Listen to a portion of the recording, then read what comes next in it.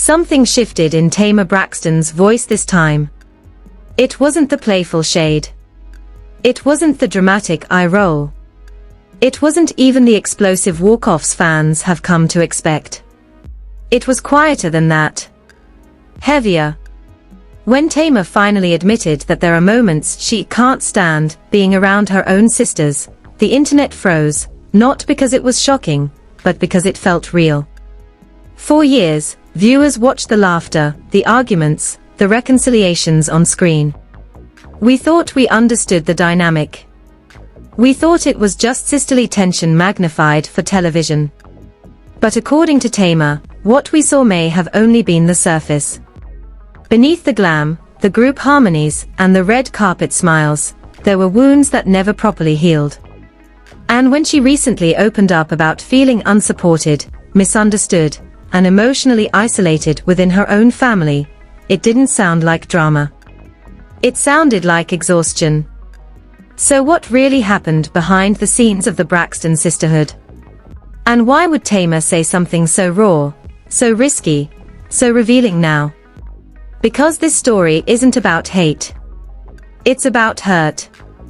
To understand why TAMAR Braxton would even say there are moments she can't stand being around her sisters, you have to go back long before reality television, long before solo albums and red carpets, back to a small home where music wasn't just a talent, it was survival. The Braxton sisters were raised in a strict, deeply faith-centered household under the guidance of their mother, Evelyn Braxton, where excellence wasn't encouraged, it was expected. Singing in church wasn't optional. Harmonizing wasn't casual. It was training. It was discipline. It was legacy in the making. At the center of that legacy stood Toni Braxton, the sister whose voice would eventually carry the family name across the world. When Toni's career exploded in the early 1990s, the entire dynamic inside the family shifted. Success is a blessing, but it can also rearrange roles in ways no one talks about. Suddenly, one sister became the global star, while the others were still trying to define themselves individually. For TAMAR, being the youngest came with its own complicated weight. She has often described herself as the loud one, the dramatic one, the extra one. But reportedly, that persona wasn't born from arrogance. It was born from fighting to be heard in a room already filled with powerful voices.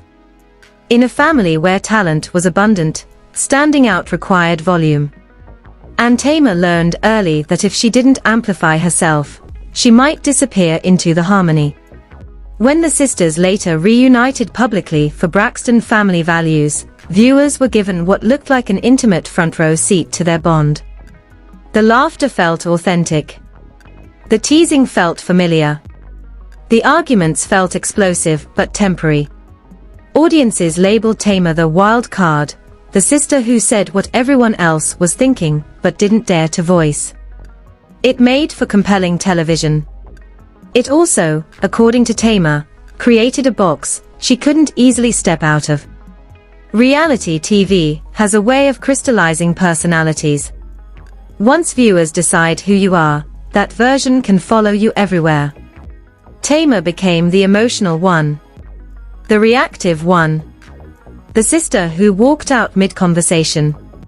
But reportedly, what viewers didn't see were the private conversations that happened after cameras stopped rolling. The exhaustion. The regret. The moments where she questioned whether her sisters truly understood her or simply tolerated her intensity. Over time, small disagreements began to feel larger. TAMAR has hinted in interviews that she often felt outnumbered during family discussions. Not necessarily attacked, but unheard. There's a difference. Being attacked is loud and obvious. Being unheard is quiet and lonely. And loneliness inside a family can sting more than public criticism ever could. The tension wasn't always about major betrayals or dramatic scandals. Sometimes it was about tone. About jokes that hit a little too close to home. About eye rolls that lingered a second too long. TAMAR has suggested that when she tried to express vulnerability, it was sometimes dismissed as theatrics. That perception, whether intentional or not, reportedly built resentment over time. Then there were the professional overlaps. When multiple siblings operate in the same industry, comparisons are inevitable. TAMAR carved out her own lane with hosting gigs, music releases, and appearances on shows like The Real. Yet even as her individual star rose, fans and media often framed her in relation to Tony. TAMAR has publicly spoken about the pressure of constantly being measured against her older sister's monumental success. Inside the family, that dynamic may have been even more delicate.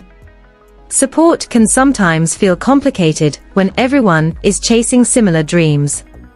According to TAMAR's more recent reflections, there were moments when she longed for unconditional encouragement rather than constructive critique. She didn't want analysis. She wanted affirmation.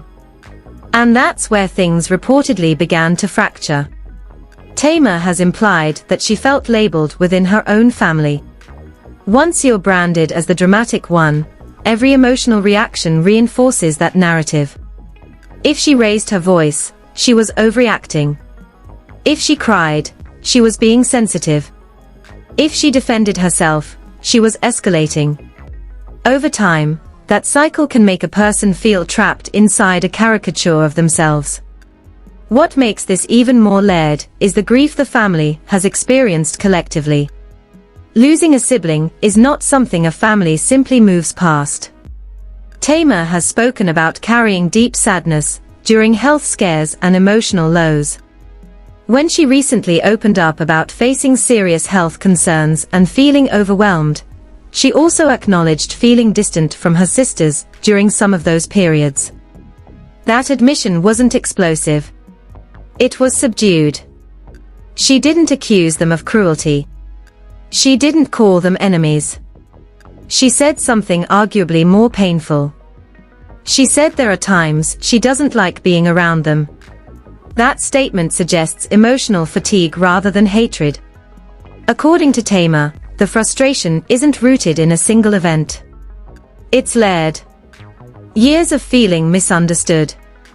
Years of being the punchline in heated moments. Years of questioning whether her sisters see her vulnerability, or only her volume. It's important to note that none of the sisters have publicly confirmed any malicious intent. Family dynamics are complex, especially when layered with fame, cameras, and business contracts. What TAMAR describes as feeling unsupported may be interpreted by another sister as tough love. What one views as dismissal, another may see as honesty. Still, perception shapes reality. And TAMAR's perception, as she tells it, is that she often felt emotionally alone in a room full of blood relatives. When she says she can't stand her sisters at times, it reportedly isn't about disliking them as people. It's about disliking how she feels around them. Triggered. Defensive. Reduced to an old version of herself she's trying to outgrow. That distinction matters, because it shifts the conversation from villain versus victim to something more uncomfortable. A family struggling to evolve past roles assigned decades ago. And as TAMAR continues to unpack those feelings publicly, one question lingers in the background. If the bond was once built on harmony, what happens when the harmony no longer feels balanced? As TAMAR continued speaking about her sisters, the tone of the conversation shifted from reflective to raw. It wasn't just about childhood roles anymore. It was about adulthood. About what happens when unresolved tension follows you into boardrooms, onto stages, and into contracts that blur the line between family and business. By the time Braxton Family Values reached its later seasons, viewers could sense a change. The laughter felt thinner. The arguments lasted longer. Reconciliations didn't feel as complete. What once looked like typical sister spats started to carry undertones of deeper resentment. TAMAR, in particular, appeared more guarded, more reactive. But according to her recent comments, what looked like drama may have been defense. She has suggested that there were moments she felt singled out in group settings. Not necessarily attacked outright, but subtly positioned as the problem. When conflicts arose, TAMAR reportedly felt that the conversation would quickly circle back to her tone rather than the substance of what she was saying. In other words, how she said something overshadowed what she was actually trying to express. That dynamic can be suffocating. Imagine feeling strongly about something, attempting to articulate it, and watching the room focus only on your delivery. Over time, that experience can create a kind of emotional whiplash. You either shrink yourself to avoid criticism, or you amplify yourself, because it feels like the only way to break through. TAMAR, by her own admission, often chose amplification. Then came professional strain layered on top of personal tension. TAMAR's departure from the real was widely discussed at the time. Though the circumstances surrounding her exit were publicly framed in professional terms, fans speculated heavily about behind-the-scenes politics. While her sisters were not directly responsible for that situation, TAMAR has hinted that during periods of professional upheaval, she didn't always feel the solidarity she expected at home. According to TAMAR, there were times she felt her wins were downplayed and her missteps magnified. If she celebrated a new opportunity, she sensed skepticism. If she stumbled publicly, she felt judged rather than comforted. Again, none of this has been confirmed by her sisters in the same terms, but TAMAR's perception is what shaped her emotional reality. One particularly telling moment came during a reunion-style conversation, when TAMAR attempted to express feeling overwhelmed. Instead of being met with quiet understanding, she reportedly felt met with fatigue. The narrative, as she describes it, had already been written. TAMAR is dramatic. TAMAR is extra. TAMAR is exhausting. Once a family collectively adopts that shorthand for someone, it can be incredibly difficult to rewrite. And this is where the phrase, "I can't stand my sisters sometimes," begins to make more sense. It isn't a declaration of hatred. It's an admission of emotional burnout. TAMAR has implied that being around her sisters can sometimes pull her back into a younger version of herself, the little sister fighting for validation. Even if she has grown, healed, and evolved, family gatherings can reportedly trigger old patterns within seconds.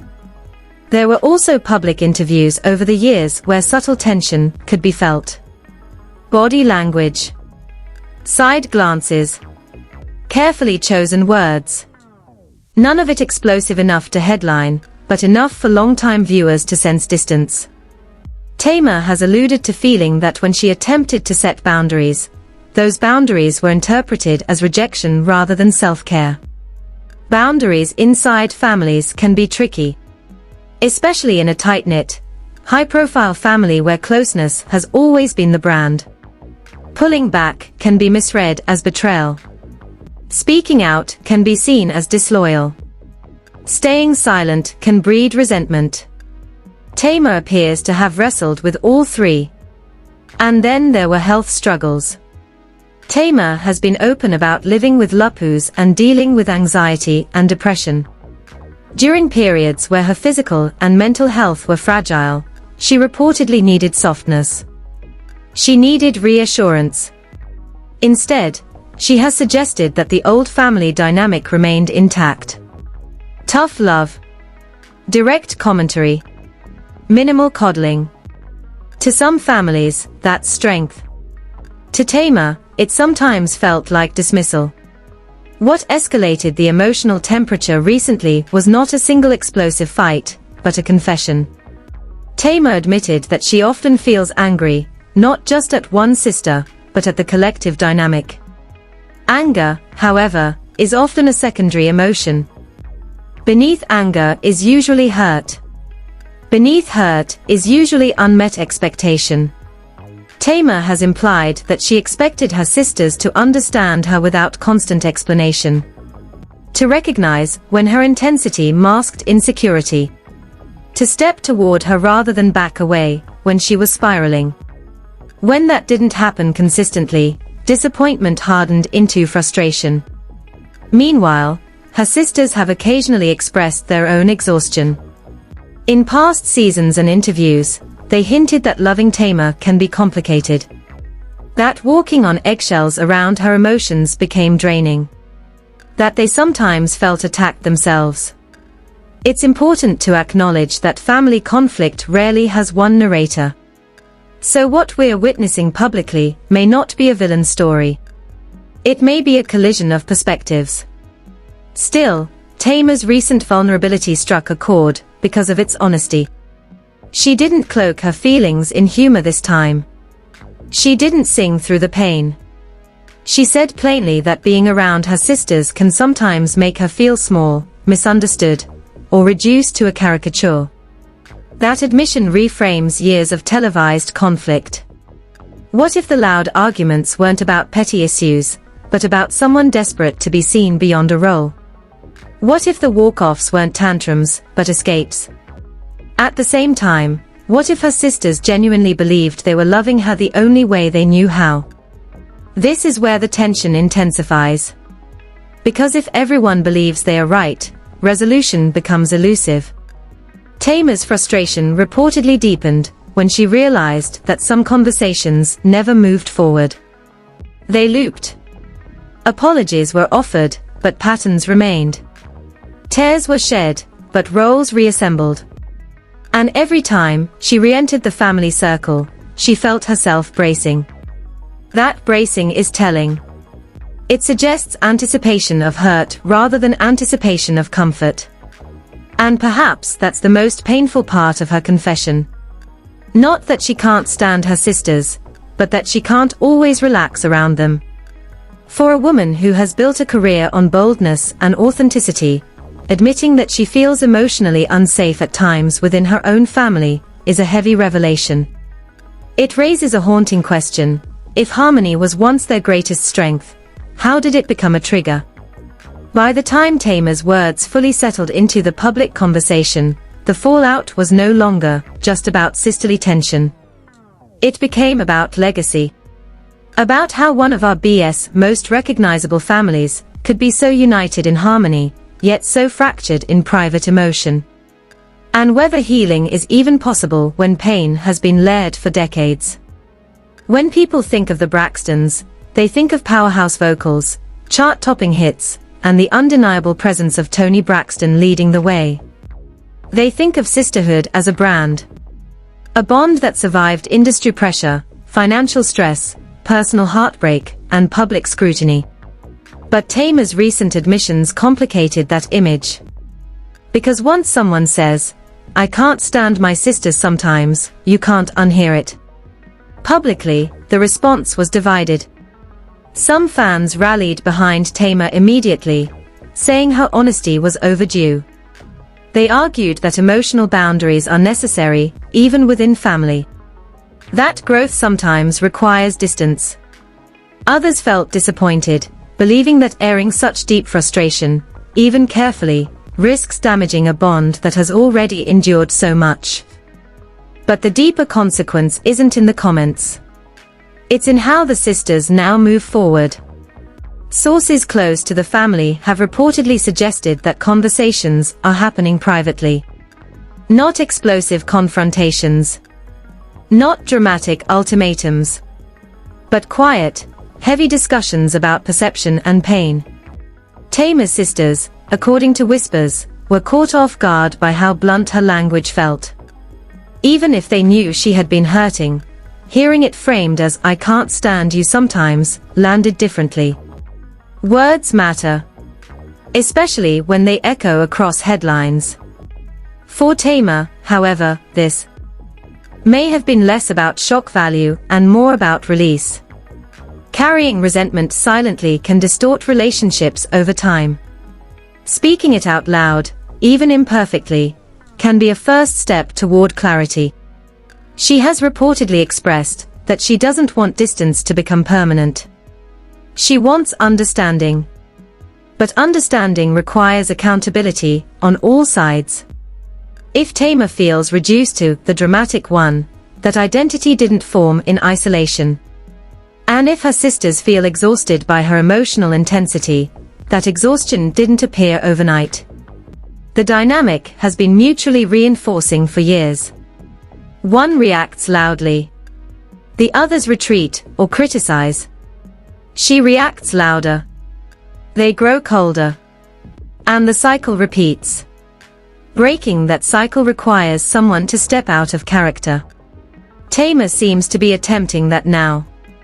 Her tone in recent interviews has been noticeably calmer. Less defensive. More reflective. She has acknowledged her own sharp edges. Admitted that she can be reactive.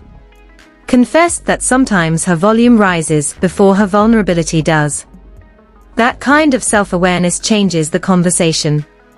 At the same time, fans have begun revisiting old clips from Braxton family values with a new lens. Moments that once looked like comedic chaos now feel layered. A joke about Tamar being too much feels less funny. An eye roll during one of her emotional speeches feels heavier. Context shifts everything. But it's important to remember something crucial. Reality television is edited. Scenes are cut. Reactions are rearranged.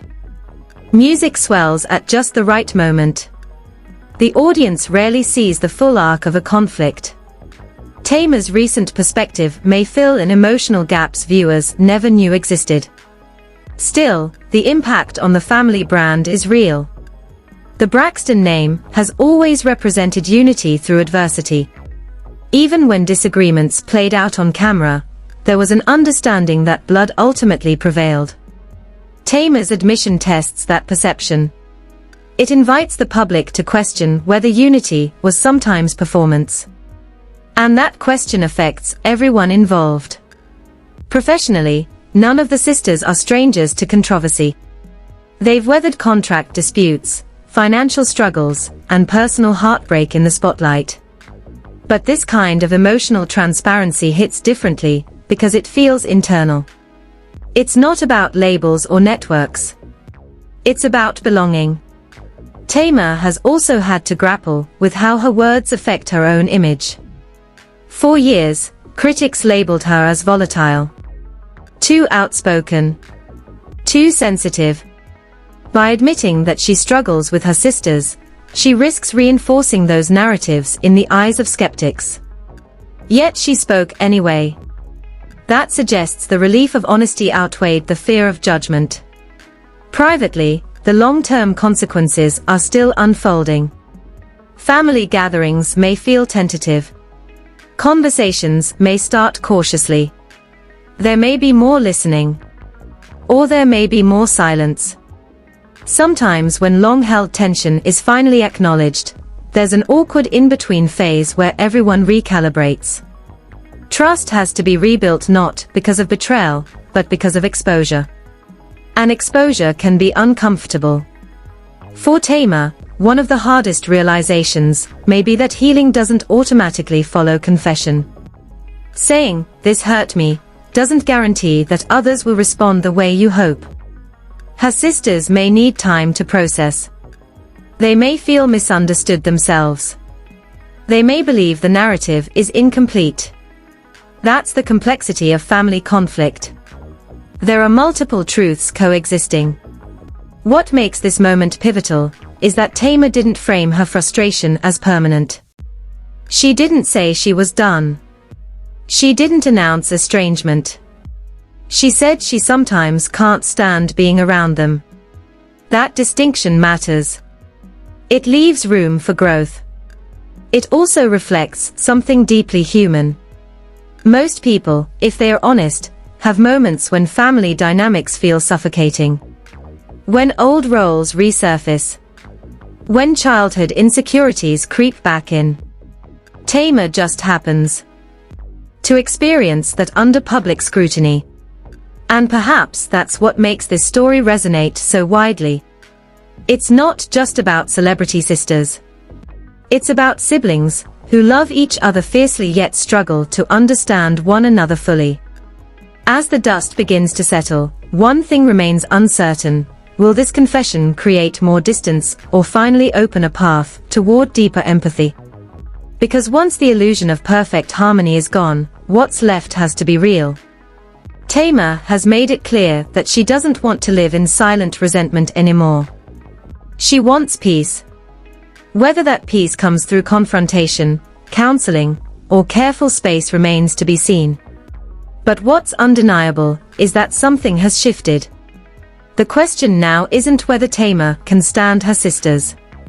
It's whether all of them are willing to stand in uncomfortable truth long enough to rebuild something stronger than the version the world thought it knew. Now I want to hear from you. When Tamar said she sometimes can't stand being around her sisters, did you hear bitterness? Or did you hear burnout? Do you think she's finally protecting her peace? Or do you feel like family issues should always stay behind closed doors? Be honest. If you've ever felt misunderstood inside your own family, you know how complicated this kind of pain can be. Love and frustration can exist in the same space. Support and hurt can come from the same people. So where do you stand on this? Do you believe Tamar's honesty will bring real healing to the Braxton family? Or do you think these wounds run deeper than we even realize? Drop your thoughts in the comments, because this conversation is bigger than celebrity drama. It's about boundaries, loyalty, and what happens when someone finally decides to speak up. And if you want more deep dives into stories like this, the layers behind the headlines, make sure you like this video, subscribe, and turn on notifications. Because trust me, this story isn't over.